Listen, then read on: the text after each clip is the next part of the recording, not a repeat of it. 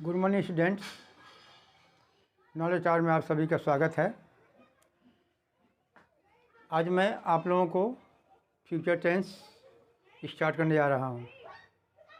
Future tense के भी 4 kind होते हैं, जिसमें कि फ्यूचर टेंस का फर्स्ट काइंड जो है सिंपल फ्यूचर या फ्यूचर इंडेफिनिट, वहाँ से मैं शुरू करने जा रहा हूँ। तो देखिए,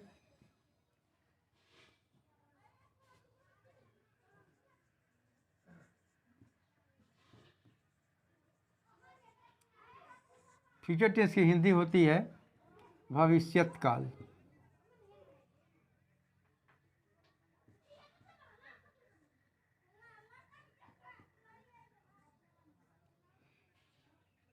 फ्यूचर टेंस यानी आने वाला समय। आने वाले समय यानी जो आने वाले समय की चर्चा फ्यूचर टेंस में होगी। फ्यूचर टेंस में यही बताया जाता है कि आने वाले समय में, यानी आज के बाद आने वाले समय में कोई माने कौन सा काम होगा, किस समय होगा, भविष्यत काल में, इस बात की केवल चर्चा होती है। ठीक है। आने वाले समय में जो काम होने वाला है या घटित होगा या किया जाएगा, ऐसे ही बातों की चर्चा फ्यूचर टेंस में की जाती है। तो फ्यूचर टेंस का 4 काइंड होता है। फर्स्ट काइंड होता है फ्यूचर इंडेफिनिट, और कहीं कहीं वह सिंपल फ्यूचर के नाम से भी जाना जाता है। तो देखिए, फर्स्ट काइंड इसका है फ्यूचर इंडेफिनिट,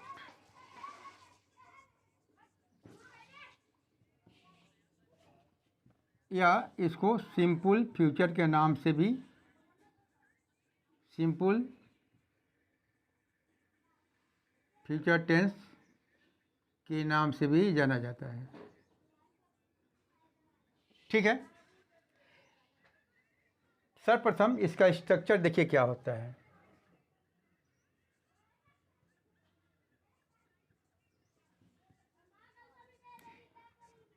इसका स्ट्रक्चर होता है, सर्वप्रथम इसमें सब्जेक्ट होता है, प्लस सब्जेक्ट के अनुसार शैल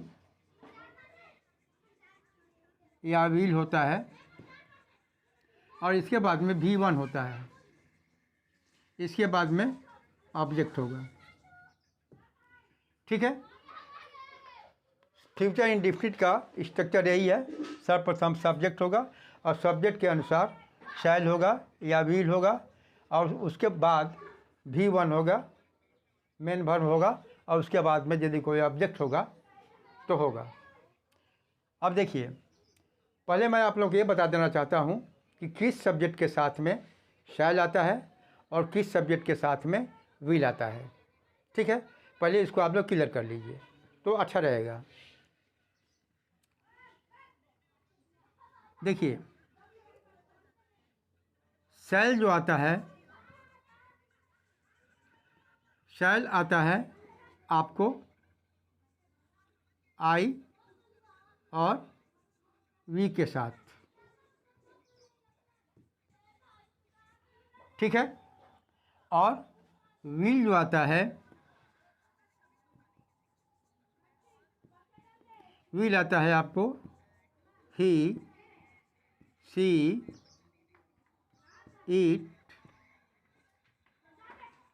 दे और एंड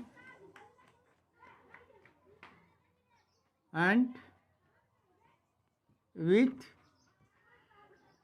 प्लूरल नाउन्स।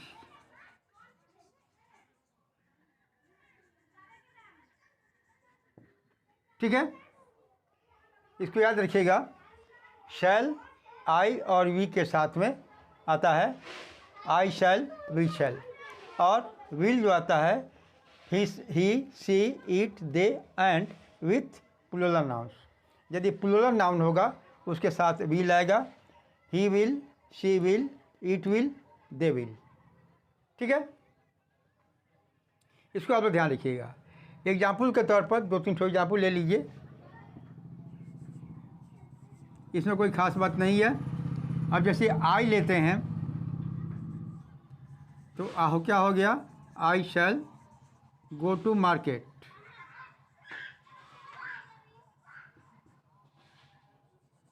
देखिए आई के साथ में शैल आया, गो यानी ये V1 है, ठीक है, V1 यानी मेन वर्ब।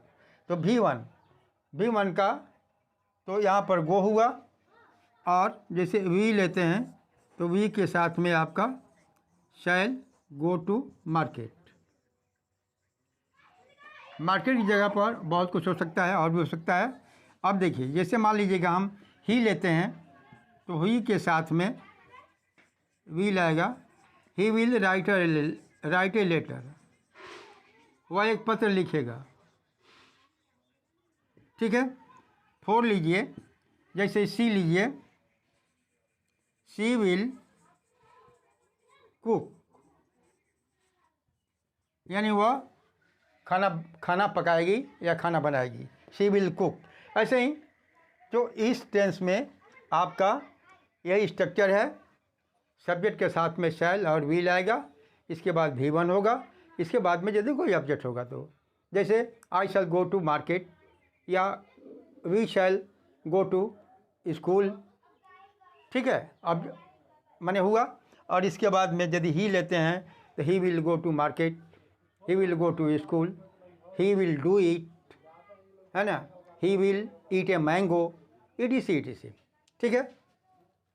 अब हम बताते हैं कि फ्यूचर इंडेफिनिट या सिंपल फ्यूचर का यूज कहाँ कहाँ होता है, इस पर ज़्यादा ध्यान दीजिएगा, ठीक है।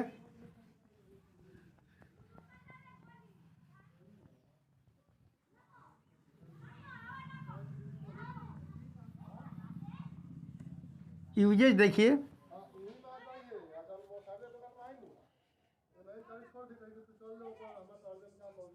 Usage of this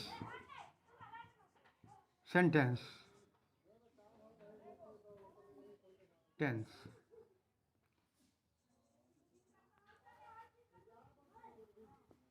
usage of the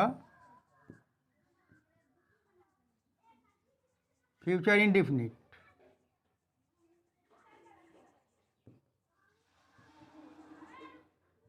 tense. Number 1 है, देखिए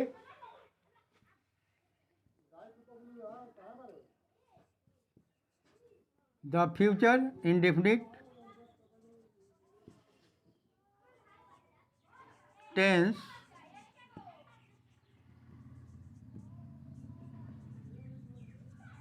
is used to talk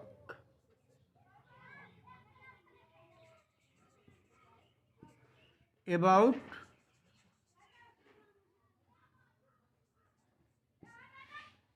things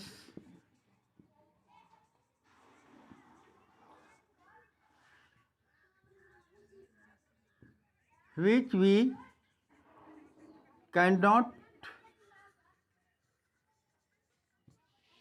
control.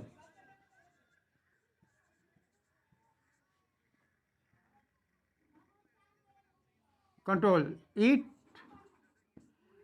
expresses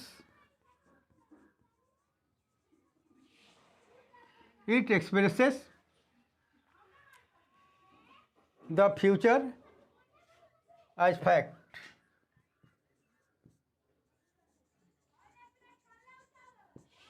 Future as fact. देखिए फ्यूचर इंडेफिनिट जो होता है, क्या लिखा, the future indefinite tense is use to talk about things which we can not control. Future indefinite ये बताता है कि कुछ ऐसी चीज़ें हैं जिसको हम रोक नहीं सकते हैं, नियंत्रण नहीं कर सकते हैं। कुछ ऐसे भी दुनिया में काम होते हैं जिसको नियंत्रण नहीं किया जा सकता। जो कि मनुष्य के हाथ से बाहर की चीज़ होती है। जैसे उम्र का बढ़ना, यदि किसी आदमी का एज बढ़ रहा है तो किसी के बढ़ते हुए उम्र को, एज को कोई कंट्रोल नहीं कर सकता है।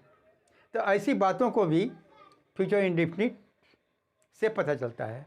एग्जाम्पल देखिए,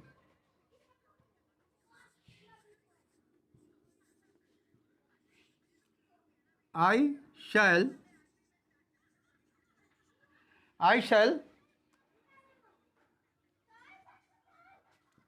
shall be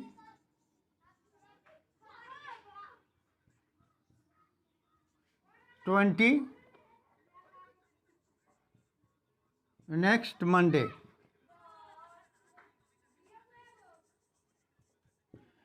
क्या हुआ? I shall be 20 next Monday.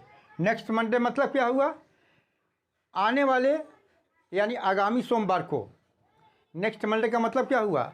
आगामी सोमवार को मैं 20 यानी 20 साल का हो जाऊंगा। आगामी सोमवार को, माने फ्यूचर टेंस में फ्यूचर की बात होगी। आगामी सोमवार को यानी आने वाले सोमवार को मैं 20 साल का हो जाऊंगा, या मेरी उम्र 20 साल हो जाएगी। ठीक है।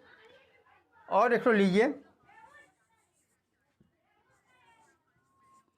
इट विल बी दिवाली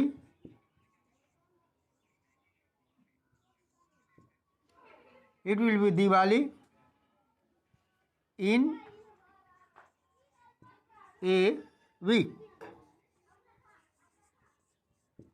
देखिए, it will be Diwali in a week. In a week मतलब क्या हुआ?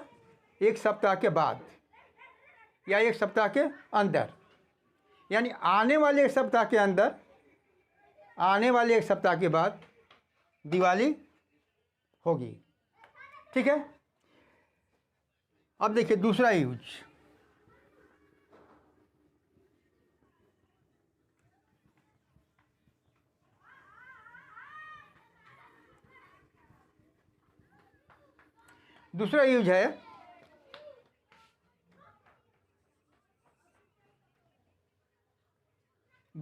है आपको,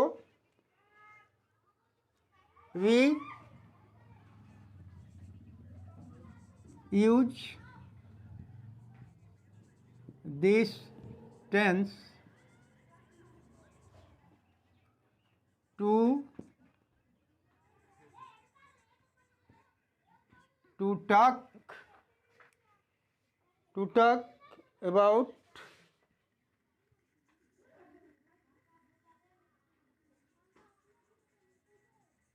to talk about what we think or believe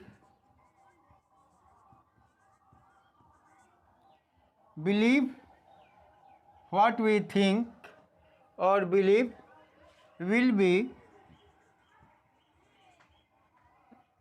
will happen in the future.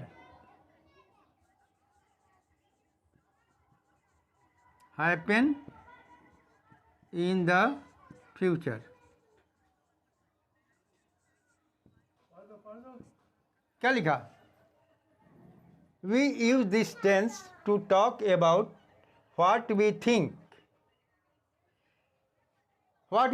मतलब हमने भविष्य के लिए या आगामी काल में, आने वाले समय के लिए मैंने यदि कुछ सोचा है या कुछ अपने मन में एक विश्वास बनाया है, भरोसा बनाया है आने वाले समय में, तो इस बात का भी पता इस टेंस से चलता है। जैसे देखिए,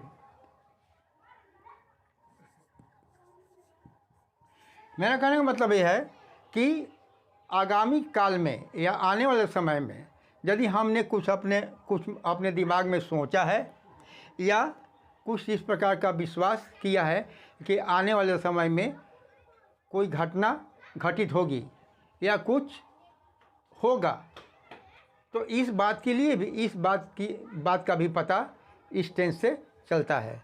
देखिए, आई थिंक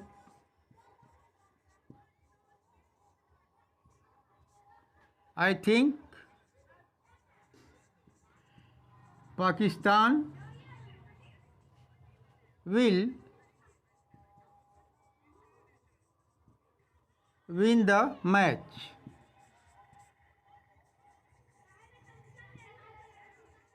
देखिए, I think Pakistan will win the match. I think मैं सोचता हूँ, अभी के लिए नहीं, बीते हुए समय के लिए नहीं। आप सोचते हैं आने वाले समय के लिए, आप आने वाले समय के लिए सोचते हैं कि I think Pakistan will win the match. मैं सोचता हूँ कि पाकिस्तान मैच को जीतेगा। तो पाकिस्तान मैच को जीतेगा, कब जीतेगा? आने वाले समय में, आगामी समय में, आने वाले समय में पाकिस्तान मैच को जीतेगा। यानी क्या हुआ? माने ये फ्यूचर टेंस की बात हो रही है। और एग्जाम्पल देखिए एक ठो,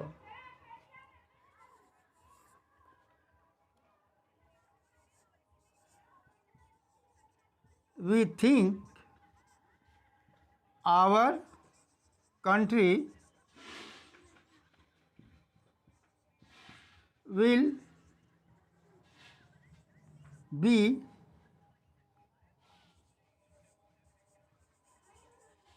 great in the coming future.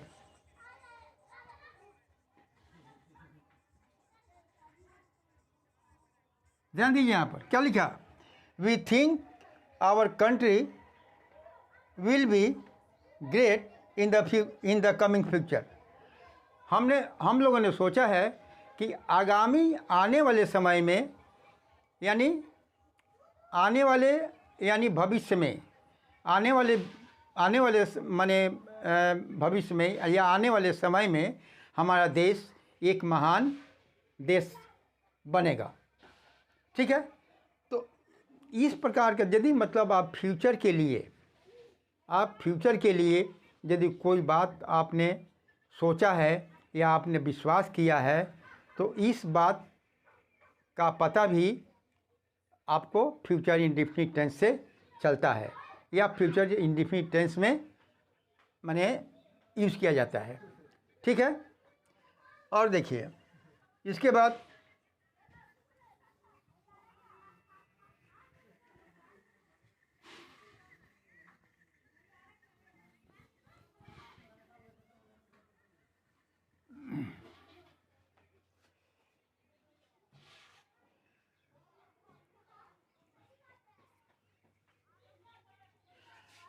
अब देखिए तीसरा यूज़ क्या है। इस टेंस से ये भी पता चलता है कि आप इस टेंस में आपको गोइंग टू और बी आपका अबाउट टू का भी प्रयोग किया जाता है। फ्यूचर इंडेफिनिट टेंस में गोइंग टू का और बी अबाउट टू का भी प्रयोग किया जाता है। गोइंग टू का माने यूज़ कब किया जाता है कि जैसे मान लीजिए कि आप मैच खेलने वाले हैं। आप अभी मैच नहीं खेल रहे हैं, आप मैच खेलने वाले हैं, मतलब आपने डिसाइड कर लिया है आगामी आने वाले समय में, मैच ही नहीं, यदि आगामी आने वाले समय में यदि कोई काम करने का आपने सोचा है ना, या कुछ काम करने का आपने इरादा किया है, डिसाइड कर लिया है।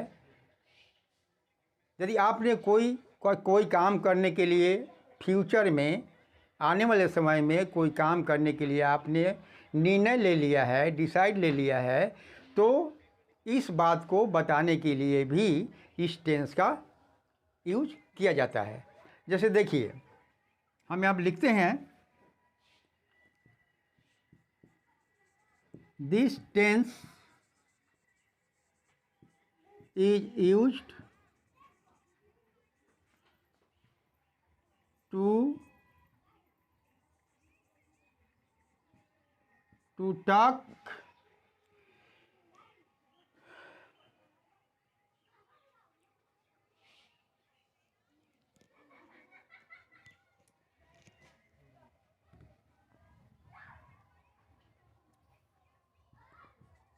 we use the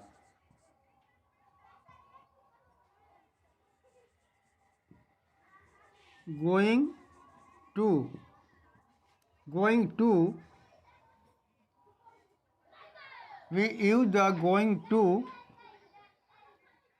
form we use the going to form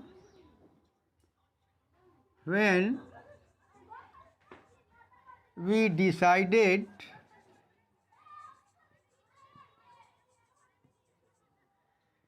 to do something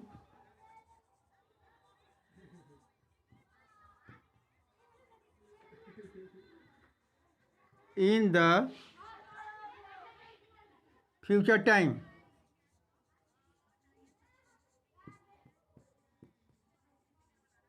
देखिए इन द फ्यूचर टाइम, देखिए ध्यान दीजिए, we use the going to, ये गोइंग टू जो फॉर्म है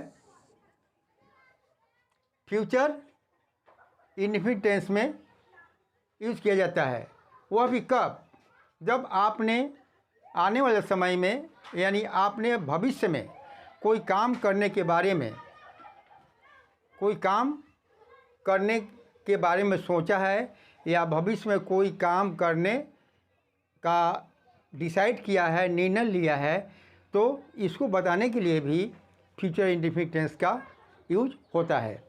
जैसे देखिए यहाँ लिखा हुआ है we decided to do something. यदि आपने फ्यूचर में कोई काम करने का निर्णय लिया है, ठीक है, आप माने, तो उसको बताने के लिए भी इस टेंस का यूज किया जाता है। जैसे एग्जाम्पल देखिए क्लियर होगा,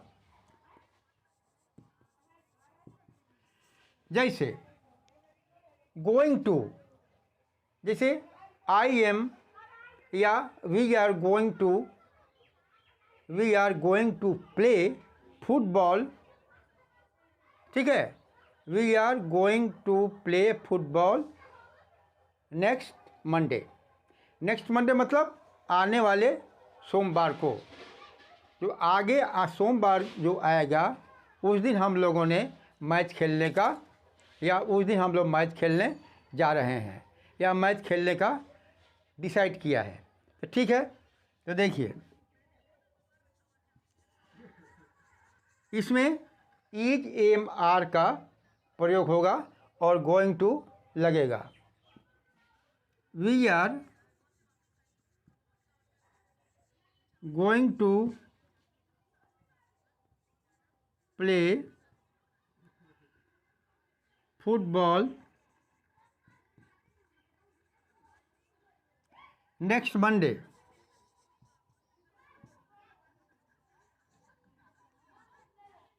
नेक्स्ट मंडे, देख रहे हैं ना, we are going to play football next Monday. Next Monday का मतलब क्या हुआ? आगामी सोमवार को। तो आगामी सोमवार को जब होगा तो फ्यूचर टेंस में चला जाएगा, फ्यूचर टाइम में चला जाएगा। इसलिए तो इस टेंस का यानी फ्यूचर इंडेफिनिट टेंस का इस्तेमाल हम वहाँ भी करते हैं, उस कार्य के लिए भी करते हैं जिस कार्य को करने का इरादा हमने, या जिस कार्य को करने का निर्णय हमने फ्यूचर टेंस में लिया है या फ्यूचर टाइम में लिया है। ठीक है, अब यहाँ देखिए, तो वहाँ पर गोइंग टू का इस टेंस में यूज़ करके आप उस टेंस को बना सकते हैं। जैसे we are going to play football next Monday. We are going to play मतलब हम लोग आगामी सोमवार को फुटबॉल खेलने जा रहे हैं, है ना। हम लोग आगामी सोमवार को फुटबॉल खेलने जा रहे हैं। इसका मतलब है कि फुटबॉल खेलने का काम आप अभी नहीं कर रहे हैं। ये गोइंग टू से आप ये मत समझिए कि आप फुटबॉल आप अभी खेल रहे हैं। यहाँ पर देखिए नेक्स्ट मंडे लगा हुआ है, यानी आगामी सोमवार को। आगामी सोमवार को यानी आप फ्यूचर टाइम में आप फुटबॉल खेलने जा रहे हैं। ठीक है। अच्छा, और देखिए एक एग्जाम्पल और लीजिए। आई एम, इसमें यदि गोइंग टू का इस्तेमाल करेंगे फ्यूचर इंडेफिनिट टेंस में, है ना, भविष्य में होने वाली घटना को बताने के लिए, तो वहाँ पर EJMR इस्तेमाल होगा सब्जेक्ट के अनुसार और गोइंग टू लगेगा। और देखिए यहाँ पर देखिए आई के साथ में लिखते हैं I am going to write a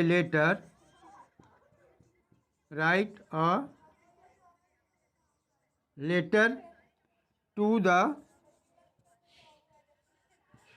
chief minister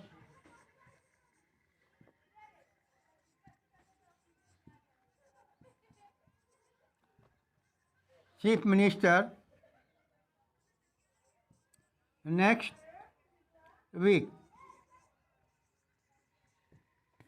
देखिए यहाँ पर नेक्स्ट वीक देखिए लगा हुआ है। नेक्स्ट वीक का मतलब क्या होता है? आगे आने वाले सप्ताह में। ठीक है। तो देखिए I am going to write a letter to the chief minister next week. Next week का मतलब ही होता है नेक्स्ट मंडे हो या नेक्स्ट वीक हो। इससे साफ पता चलता है कि जो भी काम है वो फ्यूचर टाइम में होने वाला है, आने वाले समय में होने वाला है। तो ध्यान रखिएगा, यदि कोई काम आप फ्यूचर में करने जा रहे हैं, फ्यूचर टाइम में करने जा रहे हैं, आने वाले समय में आप कोई काम करने जा रहे हैं, तो वहाँ पर सब्जेक्ट के साथ में EJMR लगाएंगे और गोइंग टू का यूज़ करेंगे, तो आपको फ्यूचर इंडेफिनिट का माने फॉर्म आ जाएगा। और देखिए यहाँ पर जैसे मान लीजिए कि आई am going two by A car, I am going two by A car next year. ठीक है। और देखिए यहाँ पर आई am going two by A car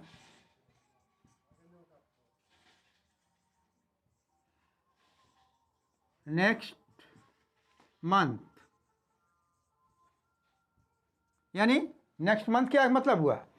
तो ध्यान रखिएगा, तो फ्यूचर इंडेफिनिट टेंस में हम लोग एक गोइंग टू जो फॉर्म होता है फ्यूचर टाइम बताने के लिए इस्तेमाल करते हैं, और वहाँ गोइंग टू का हम प्रयोग वहाँ करेंगे कि यदि फ्यूचर में या फ्यूचर टाइम में आने वाले समय में यदि हम कोई काम करने जा रहे हैं, तो फ्यूचर इंडेफिनिट टेंस में आप उसका माने उस वहाँ पर सब्जेक्ट के साथ में EJMR और गोइंग टू का प्रयोग करके आप ये दर्शा सकते हैं कि कोई भी काम फ्यूचर टाइम में होने वाला है या फ्यूचर टाइम में होने जा रहा है। अब देखिए I am going two by A car next month. Next मतलब आने वाले महीने में मैं ये कार खरीदने जा रहा हूँ। तो कार खरीदने जा रहा हूँ, इससे ये मत समझिए कि आप कार खरीदने अभी जा रहे हैं, क्योंकि देखिए यहाँ पर नेक्स्ट मंथ लगा हुआ है। नेक्स्ट मंथ क्लियर कर रहा है कि आप आने वाले महीने में आप कार खरीदने वाले हैं। ठीक है। अच्छा, अब देखिए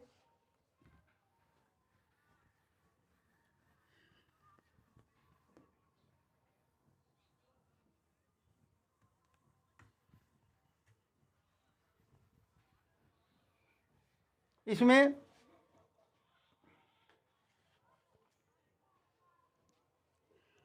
अब देखिए चौथा B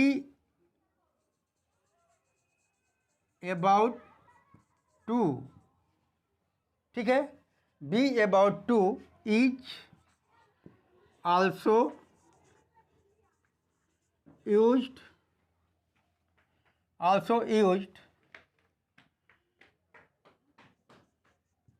in this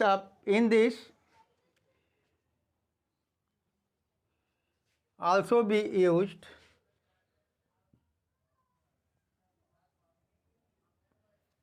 for also be used to talk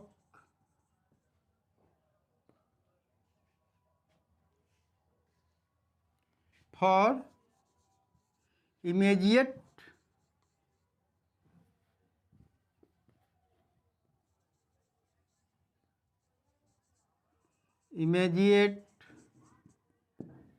future, यानी निकट भविष्य। इमीडिएट फ्यूचर का मतलब होता है निकट भविष्य। ठीक है, देखिए यहाँ पर be about to is also use to talk for immediate future. जैसे मान लीजिए हम लोग बोलते नहीं हैं, जैसे मान लीजिए हम लोग बोलते हैं गाड़ी खुलने ही वाली है ना, गाड़ी खुलने ही वाली है, या वे जाने ही वाले हैं। हम लोग बोलते हैं ना गाड़ी खुलने ही वाली है, बस खुलने ही वाली है, वे जाने ही वाले हैं, है ना, या वे विदा होने ही वाले हैं। तो इस तरह का जो सेंटेंस होता है ना, गाड़ी खुलने वाली है, इसका मतलब क्या हुआ, गाड़ी खुली नहीं है और ना गाड़ी खुल रही है, गाड़ी खुलने वाली है। तो गाड़ी खुलने वाली है तो गाड़ी खुलने का काम माने गाड़ी खुलने का काम कब होने वाला है, निकट भविष्य में, माने आने वाले तुरंत मतलब कुछ समय पश्चात। यदि तुरंत कुछ समय पश्चात, जब पश्चात आ गया तब तो वो चला गया फ्यूचर टेंस में, फ्यूचर टाइम में चला गया। तो इस टेंस, ये फ्यूचर इंडेफिनिट टेंस का इस्तेमाल उस घटना के लिए भी किया जाता है कि कोई घटना तुरंत, जस्ट मतलब होने वाली है, जस्ट कोई काम होने वाला है, तुरंत कोई काम होने वाला है इमीडिएट फ्यूचर में। इमीडिएट फ्यूचर मतलब माने ठीक अभी तुरंत कोई काम यदि होने वाला है तो वहाँ तो ऐसे काम को बताने के लिए भी हम फ्यूचर इंडेफिनिट टेंस का यूज़ करते हैं। एग्जाम्पल देखिए, जैसे मान लीजिए the train is about to leave. About ये लगेगा, the train is about to leave. Leave माने स्टार्ट, लीव माने क्या हुआ, माने खुलना। ध्यान दीजिए, the train is about to leave. About to का मतलब क्या हुआ, मतलब ट्रेन खुलने ही वाली है, ट्रेन अभी खुली नहीं है, ट्रेन खुलने ही वाली है। ठीक है, तो जब ट्रेन खुलने ही वाली है, जब अभी ट्रेन खुली नहीं है, अभी ट्रेन अभी खड़ी है। आज यदि हम कहते हैं the train is about to leave, train खुलने ही वाली है, इसका मतलब है ट्रेन का खुलना अभी बाकी है, मतलब खुलने वाली है, मतलब इमीडिएट फ्यूचर में, मतलब माने अभी तुरंत गाड़ी खुलने वाली है। इसका मतलब फ्यूचर टाइम में चला गया। और देखिए दूसरा एग्जाम्पल देखिए, जैसे he is about to leave for Delhi. ध्यान दीजिए क्या लिखा हमने, he is about to leave for Delhi, मतलब वह मतलब रवाना हो रहा। He is about to leave for Delhi, इसका मतलब है वह दिल्ली के लिए रवाना होने ही वाला है। तो यदि दिल्ली के लिए रवाना होने वाला है, अभी वो रवाना हुआ नहीं है, होने वाला है, तो होने वाला का होने वाला से क्या आप समझते हैं, होने वाला है इसका मतलब जो मतलब वह काम जो है निकट माने फ्यूचर में, है ना, होने वाला है। तो यदि होने वाला है कहने से मतलब ही हो जाता है कि कोई भी काम आने वाले समय में होने वाला है। तो इससे भी मालूम होता है यह घटना फ्यूचर टाइम में ही घटने वाली है। अब देखिए, he is about to leave for Delhi, वो दिल्ली के लिए रवाना होने वाला है। दिल्ली के लिए रवाना हुआ नहीं, होने वाला है। यदि होने वाला है इसका मतलब हुआ फ्यूचर टाइम में चला गया। तो फ्यूचर इंडेफिनिट टेंस का यूज इन 4 कंडीशनों में, 4 अवस्थाओं में भी किया जा सकता है। ठीक है, अब मैं फ्यूचर का जो फर्स्ट काइंड जो आप लोगों को बताया, फ्यूचर इंडेफिनिट टेंस या simple future indefinite tense, simple future, तो आज का क्लास मैं यहीं एंड करता हूँ। अब इसके बाद में जो फ्यूचर का जो सेकेंड काइंड या थर्ड काइंड या फोर्थ काइंड, अब उसकी चर्चा मैं कल करूँगा। तब तक के लिए थैंक्स।